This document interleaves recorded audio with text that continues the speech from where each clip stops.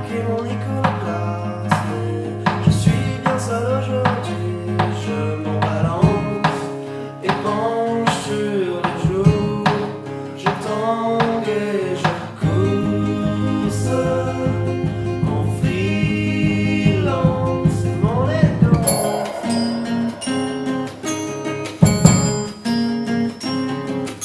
Je sillonne en freelance, c'est mon assurance.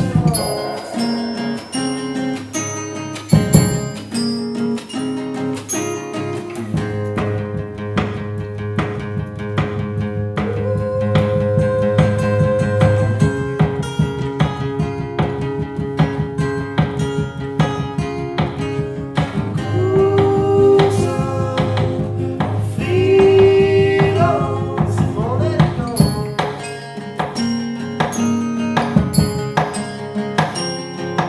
Je sillonne en freelance, c'est mon assurance.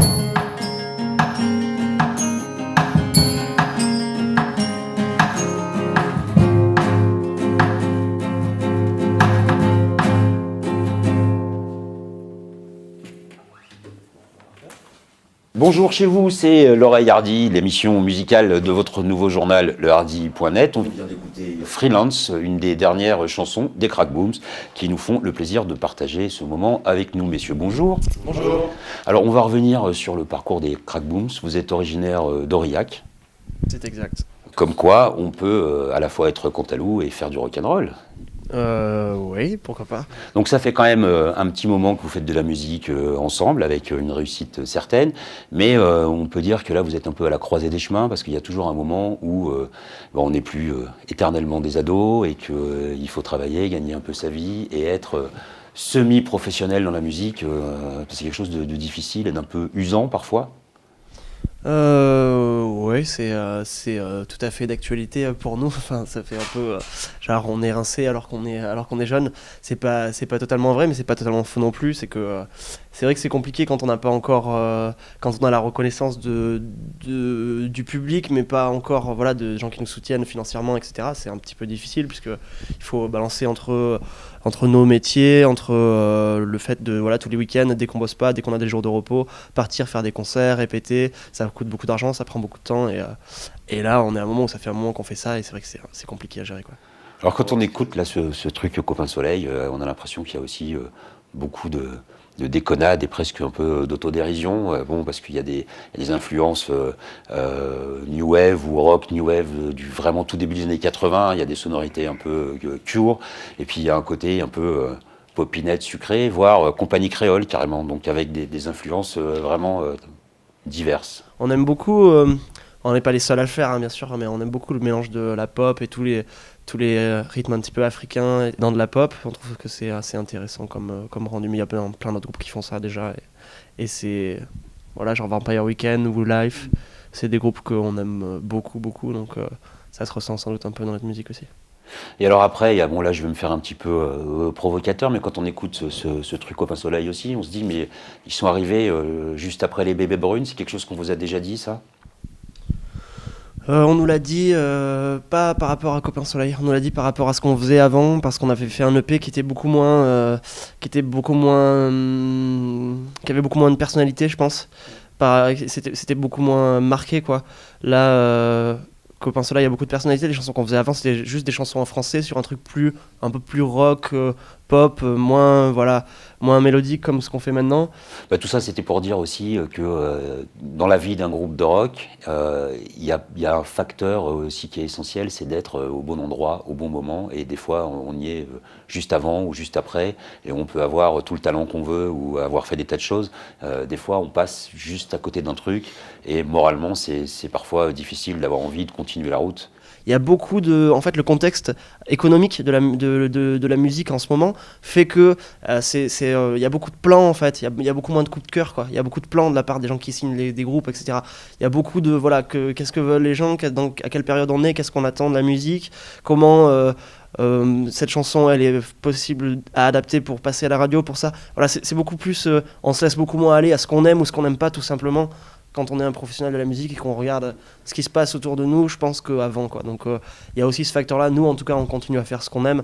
En fin de compte, on s'en fout un petit peu si qu'on est signé ou qu'on n'est pas signé, puisque si on continue à faire ce qu'on aime, on continue à enregistrer dans des conditions qui nous plaisent. Et puis quand on se retourne, on se dit, on a quand même fait des trucs, on se le dit souvent en fait, nos souvenirs quand on passe des soirées ensemble, ce dont on parle, c'est ouais, c'était génial ce concert qu'on a fait là-bas, c'était génial de rencontrer des gens qui connaissent nos chansons dans cette ville-là, on s'y attendait pas du tout.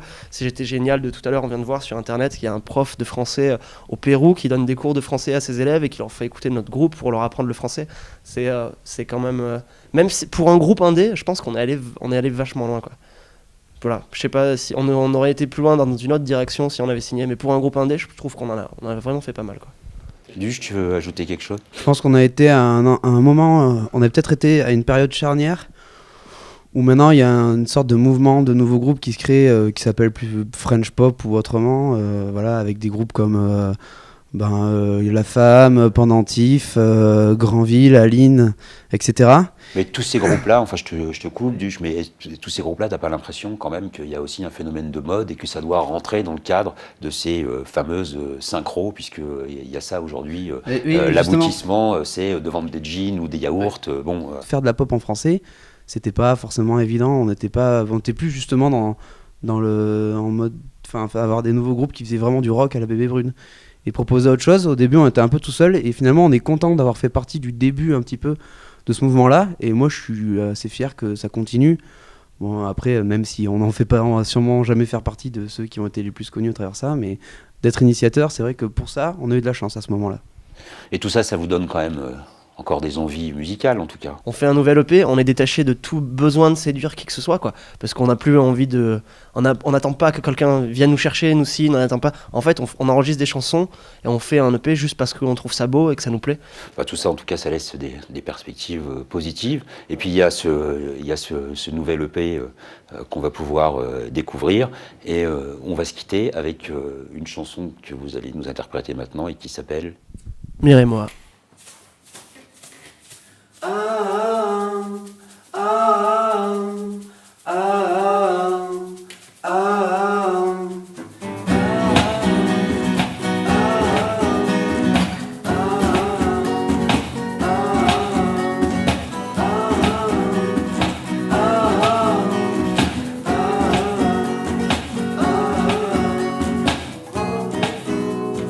Au sommet, rassembler vos affaires.